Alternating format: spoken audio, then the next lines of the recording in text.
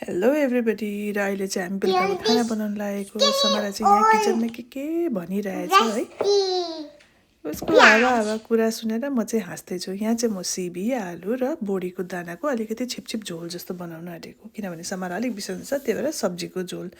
अब खाना छाइछुँय पारेपछि मैले चामल पनि बसाइहालेँ। चामल सँगसँगै अब सालेड त अलिकति बनाउनै पर्यो। सालेडमा चाहिँ मैले बिटरुट, काँक्रा, मुला, प्याज है अनि चिकपिसहरू हालेर अब यो एउटा खोर्सानी पनि हालेर एउटा सालेड रेडी गरेँ। मलाई सालेड चाहिँ साह्रै मनपर्छ।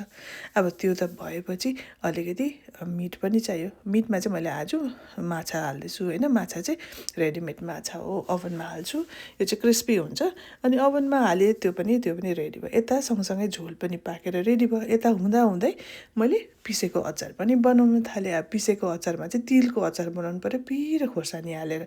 त्यतै गर्दा ओर्दा माछा पनि पाकेर रेडी भयो। खाना बनाइसक्दा मलाई एकदमै गरम भएर म एकछिन बाहिर पनि गएँ र हाम्रो खाना रेडी भयो।